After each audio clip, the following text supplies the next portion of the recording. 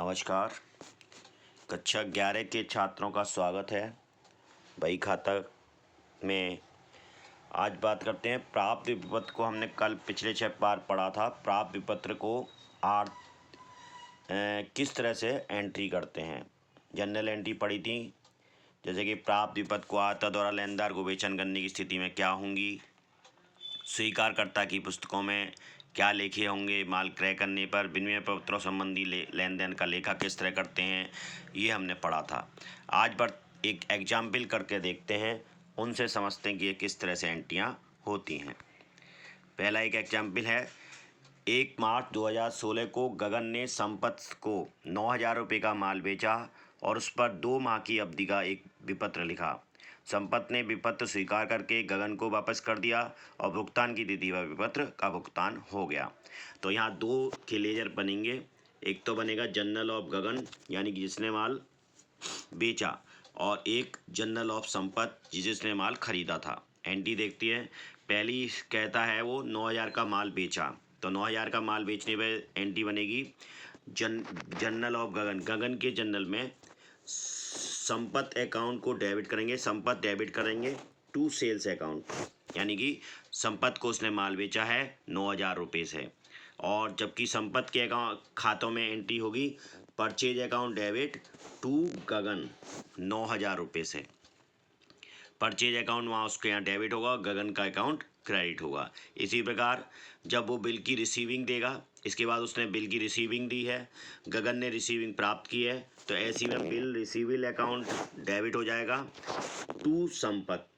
संपत व्यक्तिगत खाता है और वो लेने देने वाला है, इसलिए क्रेडिट हो गया। तो इस स्थिति में ये इस तरह से बन गया, bill receivable account debit to Sampat. और संपत के यहाँ एंट्री बनेगी, गगन को हम डेबिट कर देंगे टू बिल पेबिल अकाउंट से, क्योंकि ये फॉर एक्सेप्टेंस गिवन, स्वीकृति देने के लिए। यहाँ पर क्या है, संपत की एंट्री बनेगी, गगन को डेबिट करेंगे और बिल पेबिल को क्रेडिट कर देंगे।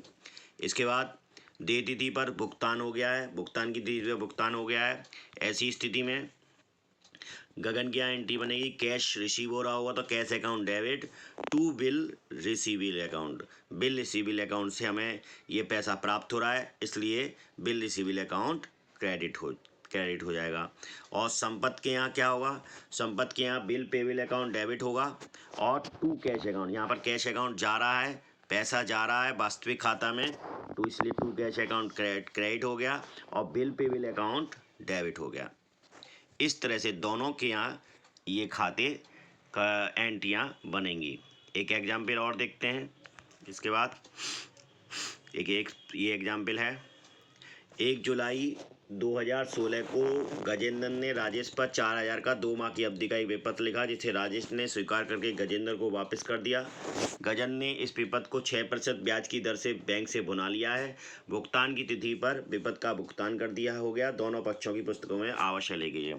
ये परिस्थिति दूसरा एग्जाम्पल है, यानी कि जो जिसने वो विपत्र लिखा था उसने उसको अपने पास ना रख के दे तिथि तक उससे पहले ही बैंक से भुना लिया है। तो पहले तो एंट्री करेंगे जब हमने स्वीकृति प्राप्त करी, तब एंट्री होगी bill receivable account debit to Rajesh.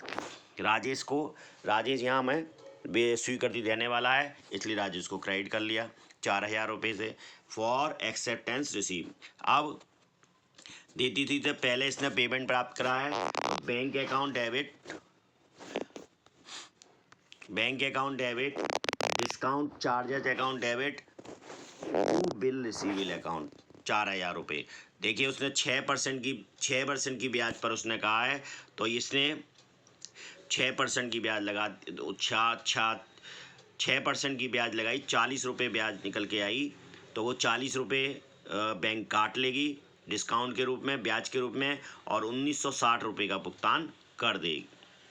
3,960 रुपये का भुगतान कर देगी। तो बैंक अकाउंट डेबिट हो जाएगा 3,960 रुपये से, और डिस्काउंटिंग चार्ज डेबिट हो जाएंगे 40 रुपये से, क्योंकि ये नुकसान है उसके लिए, इसलिए डेबिट हो गया टू बिल रिसीवेबल अकाउंट से क्रेडिट हो जाएगा।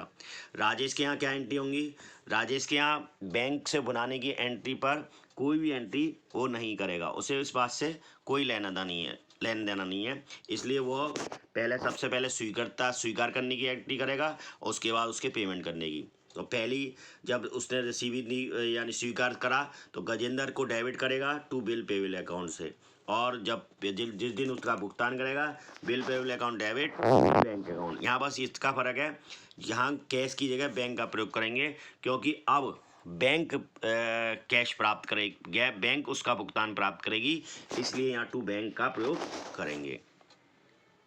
इसके बाद एक एग्जाम्पल और देखते हैं।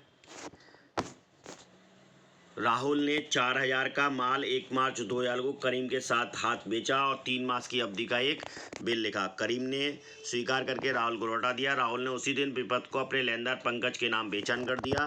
भुगतान की तिथि पर विपत का भुगतान हो गया। राहुल, करीम और पंकज की पुस्तकों में आवश्यक ले, यानी तीनों के वो पुस्तकें में लाख वर्ष ले करवा रहा है। राहुल कौन है? जिसने माल बेचा है। तो करीम को डेबिट कर दिया टू सेल्स अकाउंट से, being for good sold on credit, ये आ गया एंट्री।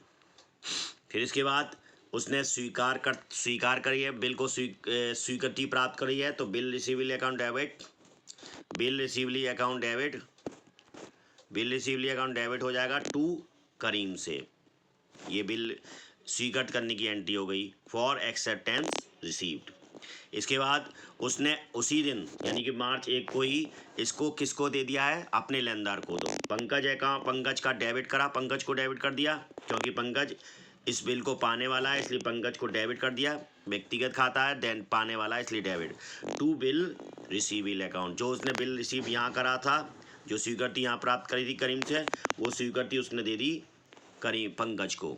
तो ये ऐसी स्थिति में पंकज डेबिट हो जाएगा, to bill receivable account credit हो जाएगा। ये तो हुआ राहुल की एंट्री। अब बात करते हैं करीम के यहाँ क्या एंट्री होंगी। करीम के यहाँ पहले माल परचेज करने की एंट्री होगी, purchase account debit to Rahul से उसने माल परचेज किया था for good purchase on credit, ये परचेज की एंट्री हो गई। फिर राहुल को उसने एक्सेप्टेंस दी है, बिल विपत्र स्वीकार करा है, तो राहुल को यहाँ डेबिट करेगा, क्योंकि राहुल उसका पाने वाला है, स्वीकृति पाने वाला है, इसलिए राहुल को डेबिट कर दिया। और टू बिल पेबल अकाउंट को क्रेडिट कर दिया।